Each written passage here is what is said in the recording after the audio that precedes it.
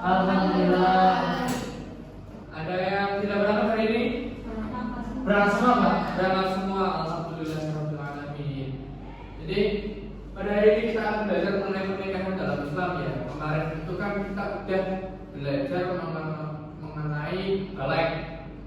Ya, kita balik, terus kita lanjut ke pernikahan. Sebelum masuk ke materi, silakan bisa dicek kebersihannya. Kanan kiri depan belakang apakah ada sampah? Ada. Kita lanjut dan kita awali dengan membaca basmalah terlebih dahulu. Bismillahirrahmanirrahim. Baik. Kita lanjut ke materinya. Nah, pernikahan itu tujuannya untuk apa, teman-teman? Ada yang tahu? Ibadah. Terus Keturunan. untuk keturunan. Terus ibadah, keturunan, dan untuk menghindari dari zina, teman-teman. Nah, ini pengertiannya, teman-teman. Bisa dibacakan Mas Galang. Pernikahan dalam Islam merupakan fitrah bagi manusia dan merupakan ibadah bagi seorang muslim untuk dapat menyempurnakan iman dan agamanya. Ya.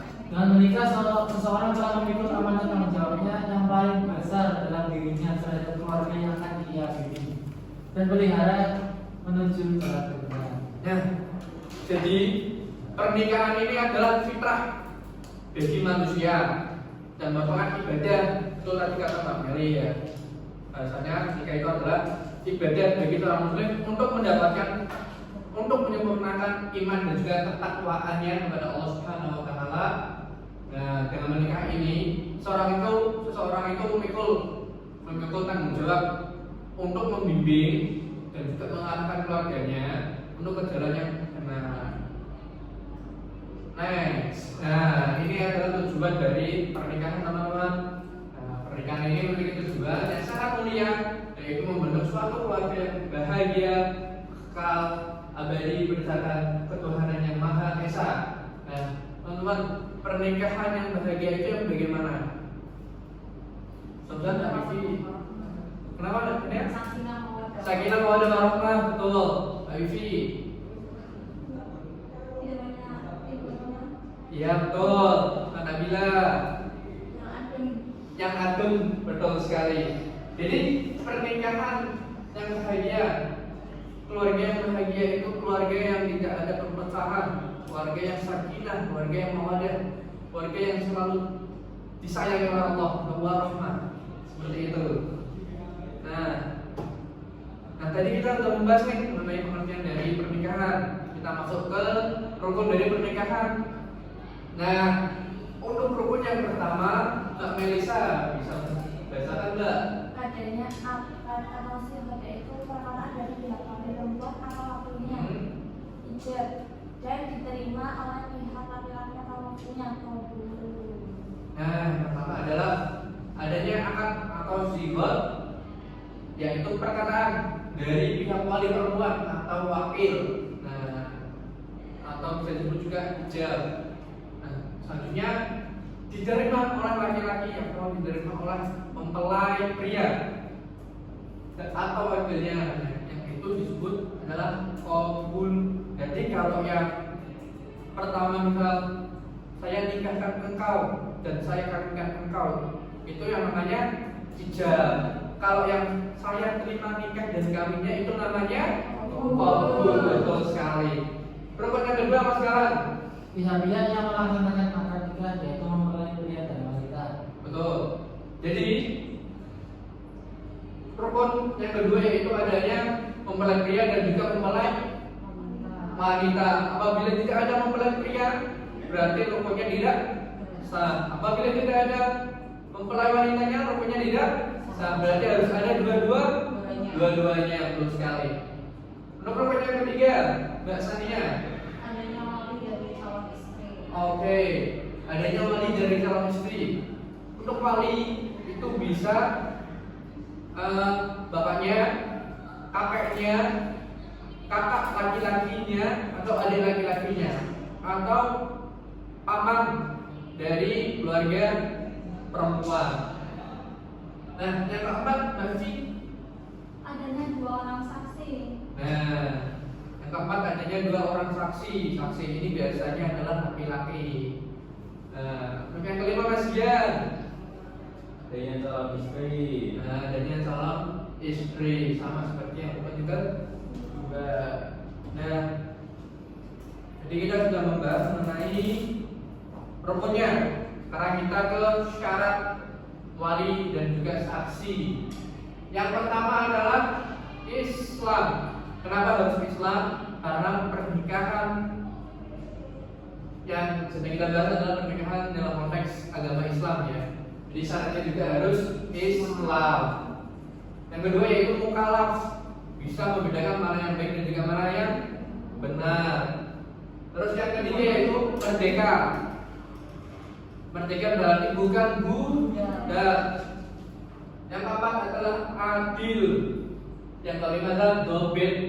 Dobit ini adalah mempunyai kemampuan untuk menghafal, bisa mendengar, bisa berbicara dan bisa melihat. Terus kalau bukan Islam, apakah pernikahannya sah? Tidak sah.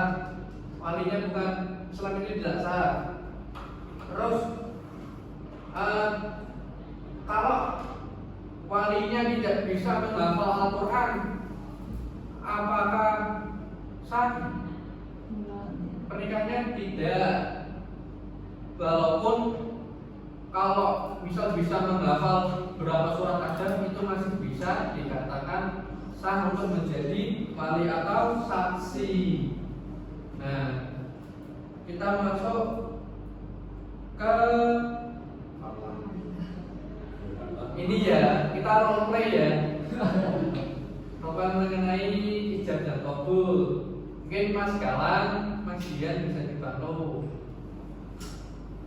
Ini karena kita orangnya kecil-kecilan, kita berarti nanti akan yang kecil-kecilan saja. Oke.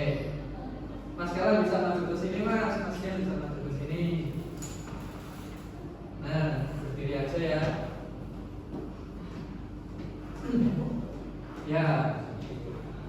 Jadi di sini Mas Galang itu berperan sebagai wali dari calon mempelai putri atau mempelai wanita, dan Kasihan menjadi calon mempelai prianya.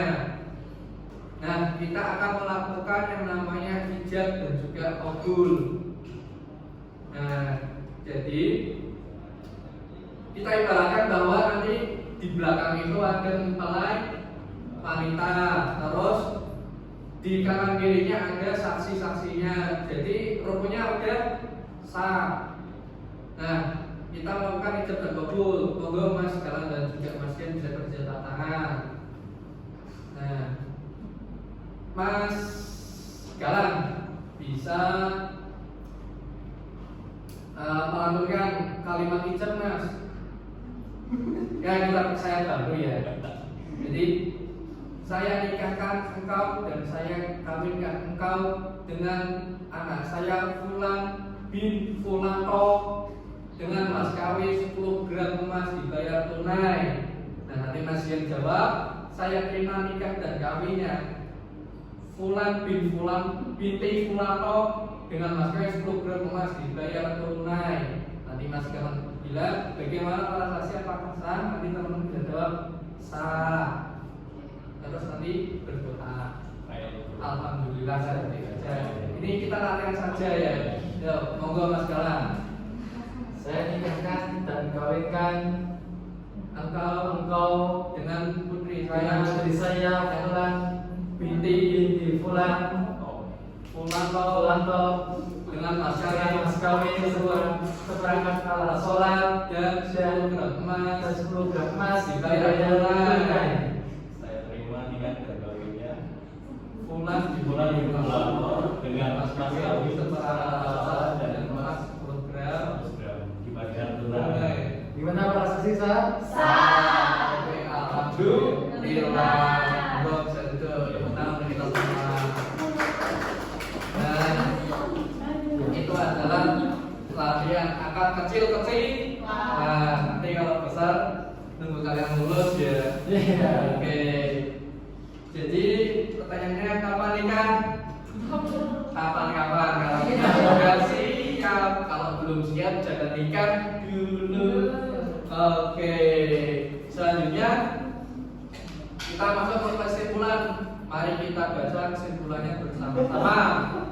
Pernikahan adalah Adalah satu aturan agama yang suci serta memiliki berbagai macam manfaat dan hikmah. untuk mencapai hal tersebut dan jangan dipelajari dan dipahami dengan ketentuan yang berlaku Sebagaimana mestinya. Mulai hal-hal yang terkait dengan kesiapan sebelum akad seperti memastikan bahwa Bisa seperti memastikan bahwa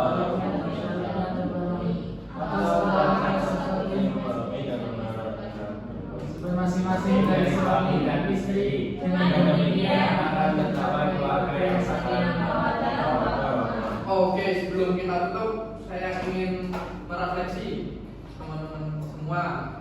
Mas Galang, tadi rukun pernikahan itu ada berapa Mas? Ada 5, ada 4, Ada 5 tuh. 5. Yang pertama Mas, single ijab kabul. Yang kedua, Wali, wali. Yang ketiga, mempelai. mempelai wanita, Yang ketiga, pria, yang keempat, keempat, saksi, yang kelima, adanya calon istri. istri. Betul sekali, tepuk tangan. Oke, untuk bahan belajar kalian di rumah nanti bisa dibuka LKPD-nya halaman 65 dan juga 81 ya, nanti dikumpulkan pada saat pertemuan di minggu depan. Oke, mungkin itu saja yang dapat saya sampaikan. Mari kita tutup dengan bacaan hamdalah bersama-sama. Alhamdulillahirrahmanirrahim. Semoga apa yang kita pelajari hari ini dapat bermanfaat di diri dan dunia wal akhirah. Amin ya rabbal alamin. Baik, itu saja yang dapat saya sampaikan. Kurang lebihnya mohon maaf. Assalamualaikum warahmatullahi wabarakatuh. Waalaikumsalam warahmatullahi wabarakatuh. Terima kasih Pak.